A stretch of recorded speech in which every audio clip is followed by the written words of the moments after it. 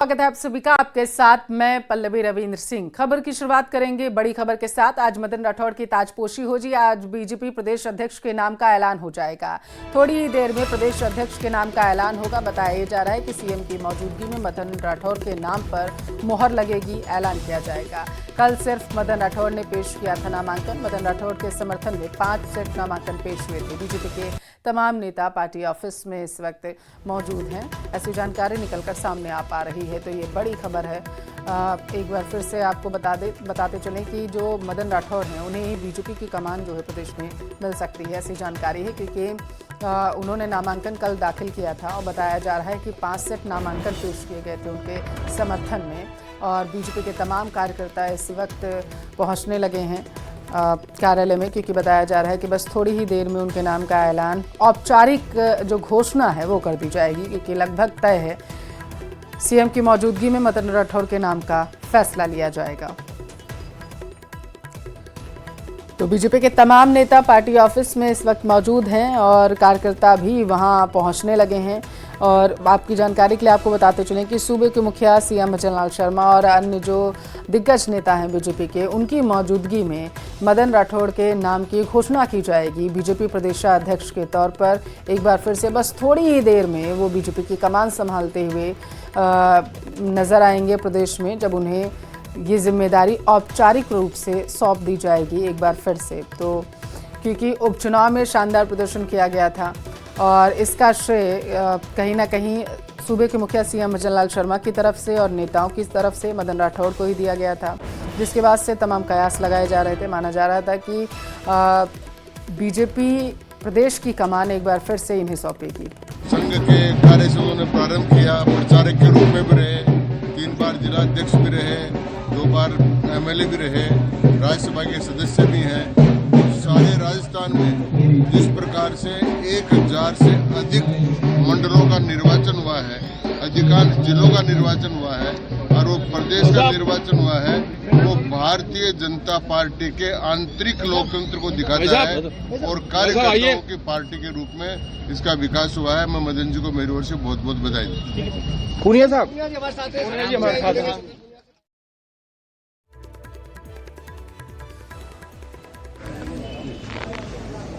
बड़ा नीचे ऐसा आज क्या कहना चाहेंगे? जिस तरह आप एक साधारण कार्यकर्ता से अध्यक्ष बने थे, वो इतिहास दोबारा दोहराया जा रहा है। एक साधारण कार्यकर्ता को निर्वाचित अध्यक्ष होने की घोषणा हो रही है। जो कल का वही आज कहना चाहूंगा, लेकिन ये जो आप रौनक देख रहे हैं, भारतीय जनता पार्टी के संगठन की ही ताकत है कि जो जमीनी तौर पर पार्टी के एक आंतरिक लोकतंत्र के निर्वाचन की प्रक्रिया है, उसमें सामान्य से सामान्य कार्यकर्ता भी हिस्सा लेता है और वो सामान्य से ही असामान्य बनता है। उसी का नज़ारा आप देख रहे हैं कि मदन राठौड़ जी बहुत ही जमीनी कार्यकर्ता, जो जिला के अध्यक्ष रहे, विधायक रहे और उसके बाद एक बार फिर से मनोनयन के बाद उनका आज विधिवत रूप से निर्वाचन की घोषणा होगी। ये पार्टी का अपना एक संगठनात्मक चरित्र है जो दुनिया में बीजेपी को दूसरे दलों से अलग बनाता है। एक सवाल भाई साहब, सदन को लेकर जरूर चाहते हो, आप भी सदन के हिस्सा रहे हैं। जिस तरह का गतिरोध, आसन पर हमले का प्रयास, इस पर भी ये अड़ की माफी मांगे मंत्री। देखिए, पहली बात तो ये है कि कश्मीर से कन्याकुमारी तक, कच्छ से कामरूप तक कांग्रेस पार्टी अब सर्फ के विज्ञापन की तरह हो गई कि ढूंढते रह जाओगे। कहीं भी कांग्रेस की नीतियों के प्रति, कांग्रेस के विचारों के प्रति लोगों में किसी तरीके का अब कोई अनुराग रहा नहीं है और इसलिए मुझे लगता है कि कांग्रेस के पास विपक्ष के नाते किसी प्रकार की भूमिका निभाने नहीं का ये संकेत सा है कि केवल गॉसिप करेंगे या नकारात्मक बातें करेंगे, सदन को बाधित करेंगे। तो मुझे लगता है कि कांग्रेस को विपक्ष के धर्म को निभाना सीखना चाहिए। जल्दी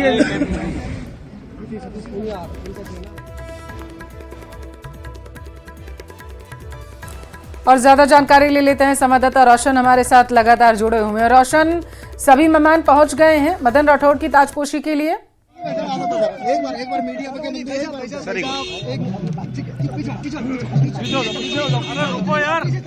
अरे रुक जाओ यार, पीछे चलो। रोशन, आवाज पहुंच रही है आप तक? जी बिल्कुल, देखिए राधा मोहन अग्रवाल भी है जो यहाँ पर वो किसी दायित्व में हो जो राधा मोहन दास अग्रवाल यहाँ पर कहा जा सकता है कि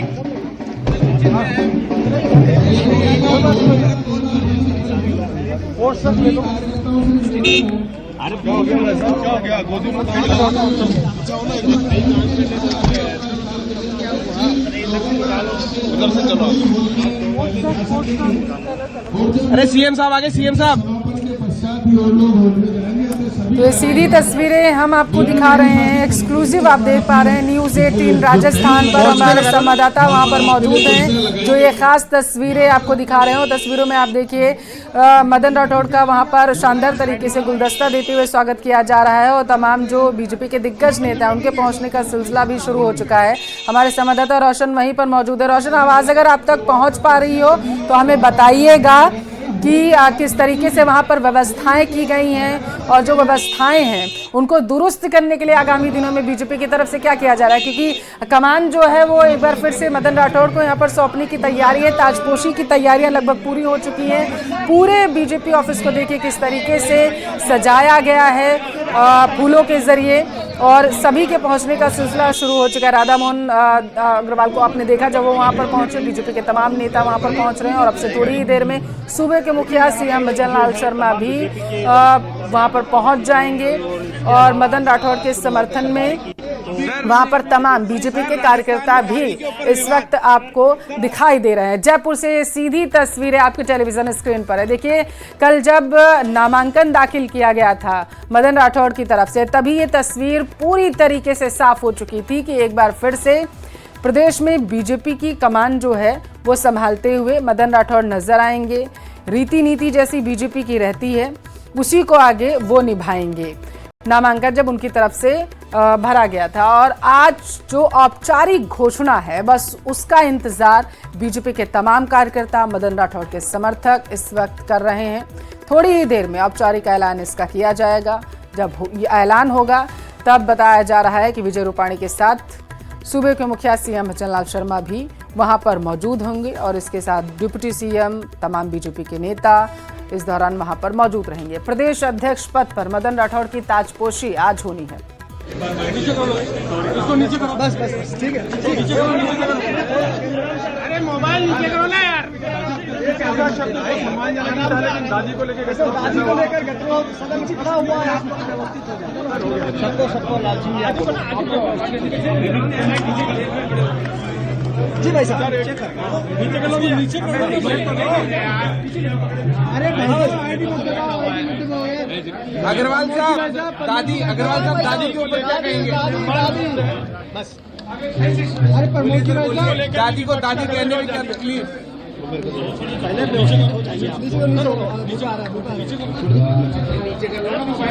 एक आदमी पूछिए, सब आदमी दादी को दादी बना हुआ है। एक आदमी दादी को लेकर गतिरोध बना हुआ है और विपक्ष देखिए सदन में ही पूरी रात बिताई और गतिरोध समाप्त होने का नाम नहीं ले रहा, जबकि सत्ता पक्ष ने 2 बार उनसे सुलह करने की बात भी करी।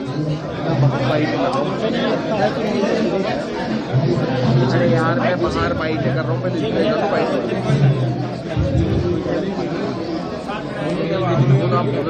अरे लाल जी यार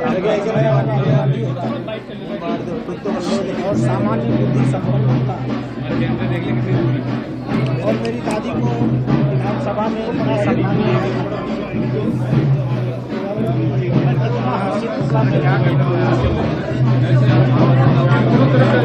परिवारों में दादी परिवार की मलकिन होती है, दादाजी भी उससे करते हैं।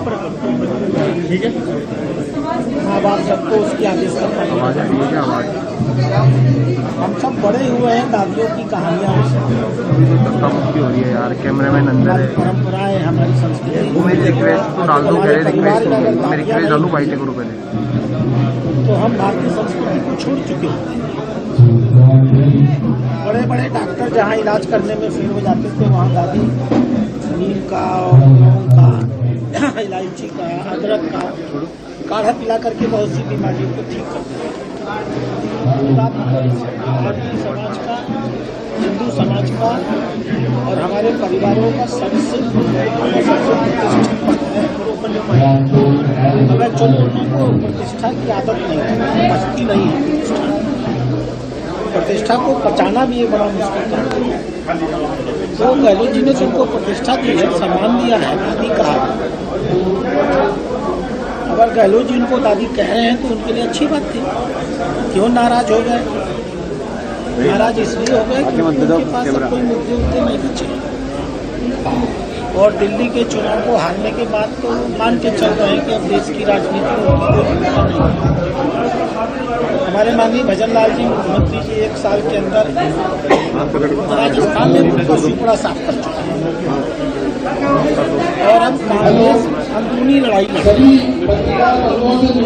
ये जो विधानसभा में हुआ है वो कांग्रेस के ही 2 गुटों की आपसी प्रतिस्पर्धा है। मैं नाम नहीं लूंगा और ये लोग कांग्रेस की बची खुची छवि के सफाई कर रहे हैं। जनता हंस रही है, तो कंबल नंबर किस तरह उठना है, भोजन हम बड़े दिल के लोग हैं। तो 2 दिन बैठेंगे तो कंबल भोजन रजाई सब उपलब्ध कराएंगे और उनको सहयोग करेंगे। सर बड़ी बात आज ताजपोशी का दिन है, वो नाम देखिए फिर से एक बार आज मदन राठौड़ की ताजपोशी है, कार्यकर्ता थोड़ी देर में मदन राठौड़ की ताजपोशी भी होगी। जी राठौड़ जी ने अपनी योग्यता सिद्ध की है। पिछले 7 महीने से और 7 महीनों के अंदर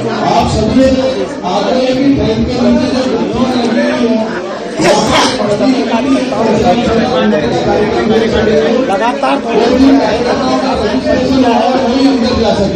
और सबके दिल में प्रवेश आज इसी का फल है कि उनके खिलाफ कोई नहीं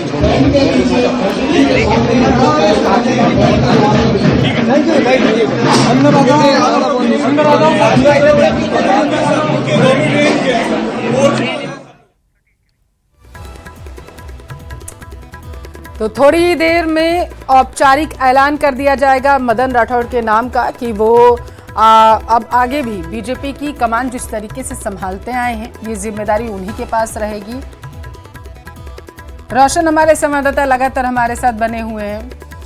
रोशन 2 बार के एमएलए और अब जो है वो एक बार फिर से कमान संभालेंगे बीजेपी की। ताजपोशी में कितना समय रह गया है और कौन कौन से मेहमान पहुंच चुके हैं?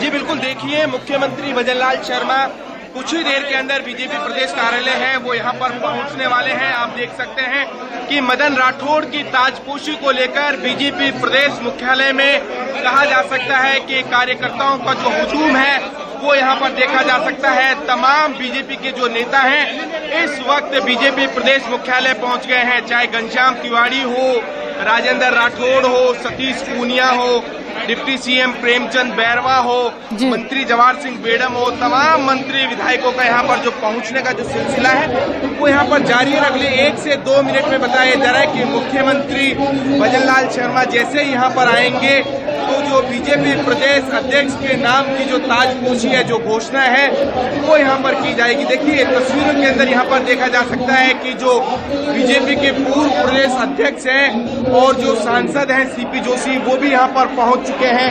तस्वीरें देख सकते हैं कि बीजेपी प्रदेश कार्यालय के अंदर ये जो नेताओं का, कार्यकर्ताओं का जो हुजूम है वो यहाँ पर देखा जा सकता है। बिल्कुल, ये एक्सक्लूसिव तस्वीरें हम अपने दर्शकों को तो रोशन दिखा ही रहे हैं और दूसरी तरफ क्योंकि कयास तो रोशन पहले से ही लगाए जा रहे थे कि ये जिम्मेदारी मदन राठौड़ के पास ही रहेगी, क्योंकि जिस तरीके से उपचुनाव में प्रदर्शन किया था पिछले, मदन राठौड़ की निगरानी में पूरी जो प्रक्रिया देखी गई थी उसको किस तरीके से दुरुस्त किया गया था और जो पार्टी जो है वो क्या कहेंगे जोशी? देखिए संविधान पर्व में आज प्रदेश के मुखिया जी का आज निर्वाचन होना है। लोकतांत्रिक प्रक्रिया से मैं सोचता हूँ पार्टी ने सर्वसम्मति से श्री मदन राठौड़ जी प्रदेश अध्यक्ष बने। इसके लिए आज सभी पूरे प्रदेश भर के प्रमुख कार्यकर्ता आज यहाँ पहुँच रहे हैं और मैं सोचता हूँ कि पार्टी में जिस प्रकार से सारी लोकतांत्रिक प्रक्रियाओं का पालना करते हुए देखिए ये थे हमारे साथ सीपी जोशी, इन्होंने कहा है कि जो प्रदेश अध्यक्ष के तौर के ऊपर मदन राठौड़ की भी कुछ ही देर में जो ताजपोशी है वो यहाँ पर होगी। आप देख सकते हैं बीजेपी प्रदेश मुख्यालय के अंदर जो गहमा गहमी है वो यहाँ पर देखी जा सकती है। लगातार जो कार्यकर्ता है, नेता है, उनका जो हुजूम है वो यहाँ पर देखा जा सकता है। हमारे साथ के जो मंत्री अविनाश गहलोत भी यहाँ पर पहुंच चुके हैं। आप तस्वीरें यहाँ पर देख सकते हैं कि अविनाश गहलोत के नाम को लेकर जिस तरीके से कल विधानसभा में जो गतिरोध है वो देखने को मिला है। आप यहाँ पर तस्वीरें देख सकते हैं कि यहाँ पर जो मंत्री अविनाश गहलोत हैं वो भी यहाँ पर आ गए हैं। गहलोत साहब, क्या कुछ कहेंगे आपके नाम को लेकर? कल विधानसभा में जिस तरीके से गतिरोध हुआ, क्या कहेंगे सर? देखिए, भारतीय परंपरा में और हमारी हिंदी डिक्शनरी में दादा दादी, चाचा चाची, नाना नानी और ये जितने भी शब्द हैं ये बड़े सम्मानजनक हैं। और जो हमारे से उम्र में बड़े होते हैं उनको दादी शब्द, दादा शब्द से हम लोग बुलाते भी, संबोधन भी करते हैं। मैंने ऐसा कोई शब्द कहा ही नहीं है। अगर कांग्रेस को लगता है कि ये दादी शब्द सम्मानजनक है तो वो पहले राहुल गांधी, प्रियंका गांधी से पूछे, जब वो लोकसभा के अंदर या लोकसभा के बाहर जब वो कहते हैं कि हमारी दादी जी, मेरी दादी जी, इंदिरा गांधी जी ने देश के लिए बलिदान दिया है, तो वो दादी जी तो सम्मानजनक शब्द है। हमने वही कहा जो राहुल गांधी जी पब्लिक मीटिंग में कहते हैं। लेकिन फिर भी मैं ये कहता हूं कि उन सबको सोचना चाहिए कि वो विकास के मुद्दों पर बात करें। मुख्यमंत्री के नेतृत्व में जो राजस्थान ग्रोथ रेट के मामले में आगे बढ़ रहा है उससे बौखलाया हुआ है विपक्ष कांग्रेस। मुद्दे बचे नहीं है, मुद्दों को भटकाने का प्रयास करते हैं। कुछ लोग विपक्ष के व्यवधान मंत्री बन करके सत्ता पक्ष को डिस्टर्ब करने का प्रयास कर रहे हैं और पूरा राजस्थान प्रदेश उनको देख रहा है किस तरीके से एक सामान्य सी बात को बड़ा हौला बनाकर एक चाटुकारिता की हद हो जाती है, चापलूसी की हद हो जाती है कि जब एक सामान्य वर्ड को भी अपमानजनक बता देते हैं। वो मीडिया में आकर खुद ही कहते हैं कि नहीं, ये दादी शब्द हमारे लिए, इंदिरा गांधी हमारी दादी। मैंने कुछ गलत नहीं कहा, वो हमारे लिए सम्मानीय है। देश का कोई भी व्यक्ति, चाहे प्रधानमंत्री हो, चाहे कोई बड़े नेता रहे, हमारे लिए सम्मानजनक है। और मुझे नहीं लगता है इसमें कोई ऐसी बात का विरोध करना। हमारा विरोध इस बात का है कि जिस आसन पर उनको चैलेंज किया गया, आसन के साथ जिसका वो प्रयास किया गया हमले का, वो बड़ा निंदनीय है और उसी के कारण से उनको सस्पेंड किया गया। सर, लेकिन अविनाश गहलोत ने दादी कह दिया, इसके ऊपर जो है वो विरोध हो रहा है। ऐसी क्या तकलीफ है विपक्ष को दादी कहने से? देखिए, ये भजनलाल शर्मा जी जो हमारे मुख्यमंत्री हैं, उनके जो पिछले 13 महीने के कामकाज रहे हैं उससे बौखलाए हुए हैं। मुख्यमंत्री के नेतृत्व में राजस्थान आगे बढ़ रहा है, सक्षम राजस्थान बन रहा है और एक नया राजस्थान जो भैरव सिंह शेखावत ने जिस राजस्थान के निर्माण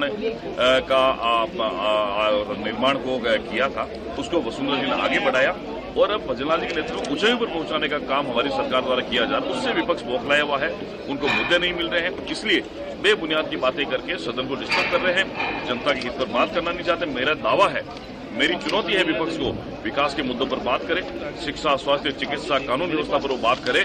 कहीं भी भजनलाल जी की सरकार पिछले 1 साल से उनसे बहस करने के लिए तैयार है और विकास के मुद्दों पर बात, इस प्रकार की कायराना और बचकानी हरकत करके वो विपक्ष का रोल जरूर अदा कर लेंगे, लेकिन जनता की नजर से नहीं बच पाएंगे। और ये जो काम भजनलाल जी की सरकार कर रही है उनको बच नहीं पा रहा। सामान्य से व्यक्ति मुख्यमंत्री कुर्सी पर है, आज एक किसान का बेटा मुख्यमंत्री कुर्सी पर है, उनको ऐसा लगता है कि हम तो इतने सालों से राज करते आए हैं, इसलिए उनको ऐसा लगता है कि हमें राज परिवार के लोग हैं, हमें होना चाहिए। लेकिन ऐसा नहीं होता, ये लोकतंत्र में जनता सर्वोपरि होती है, जनता हमारी मांग। तो देखिए, ये थे हमारे साथ मंत्री अविनाश गहलोत। इन्होंने कहा है कि लोकतंत्र के अंदर जो जनता ही है वो सर्वोपरि होती है और मैंने ऐसा कोई भी अमर्यादित शब्द नहीं कहा जिसको लेकर कांग्रेस के नेताओं को कहा जा सकता है कि वो आहत हुए हों। ये कहा जा सकता है कि न्यूज 18 के ऊपर जो मंत्री अविनाश गहलोत ने अपनी जो सफाई के अंदर ये कहा है कि उन्होंने ऐसा कोई भी अमर्यादित जो शब्द है उसका जो प्रयोग है वो नहीं किया है। ठीक है। सूबे के मुखिया सीएम भजनलाल शर्मा वहां पर पहुंच चुके हैं। रोशन,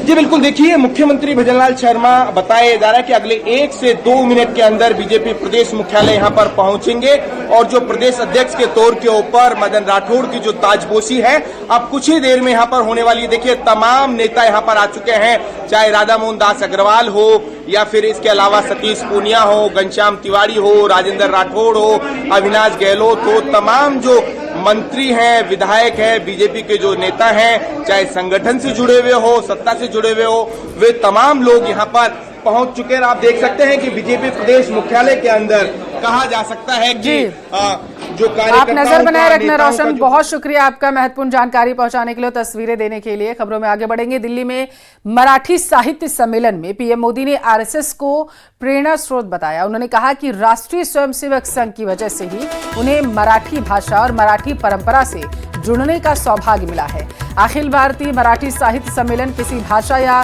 राज्य तक सीमित नहीं है।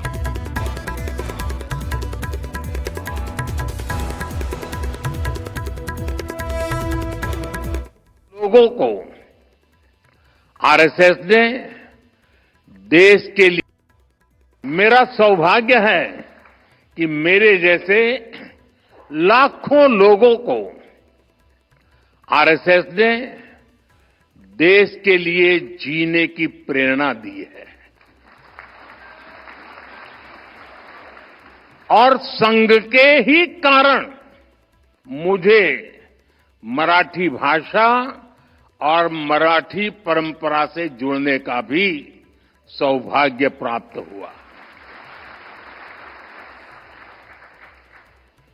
इसी कालखंड में कुछ महीने पहले मराठी भाषा को अभिजात भाषा का दर्जा दिया गया है।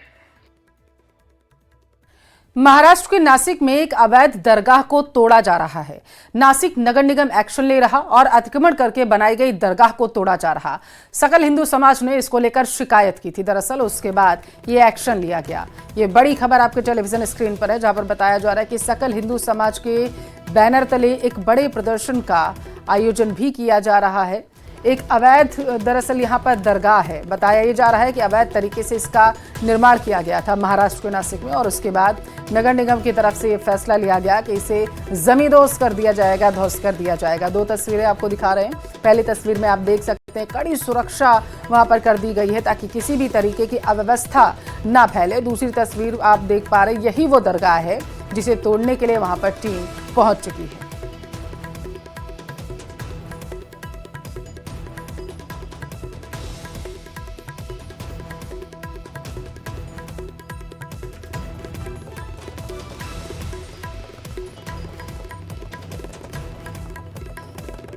गोरखपुर के घोष कंपनी चौराहे के पास बनी एक मस्जिद को गिराने का आदेश पारित किया गया। नगर निगम की 47 डिसमिल जमीन की एक कोने पर यह मस्जिद पिछले साल बनकर तैयार हुई। गोरखपुर विकास प्राधिकरण ने इस मस्जिद को ध्वस्त करने का आदेश दिया। आरोप है कि ये मस्जिद बिना नक्शा पास कराए ही बनाई गई। आदेश में कहा गया है कि 15 दिन के भीतर ही खुद ही अवैध निर्माण को ध्वस्त कर दिया जाए, नहीं तो प्राधिकरण इस मस्जिद को ध्वस्त कर देगा और इसमें आने वाली लागत को वसूला जाएगा। मस्जिद पर बुलडोजर एक्शन होगा। मस्जिद के मुतवल्लिक का कहना है कि हमने नियम के साथ इस मस्जिद का निर्माण कराया, हमको जो नोटिस दिया गया वह गलत है। हम इसके खिलाफ कमिश्नर कोर्ट में गए हैं, साथ ही हाई कोर्ट भी जाएंगे। 25 फरवरी को इस मामले में सुनवाई होनी है, ऐसी जानकारी है।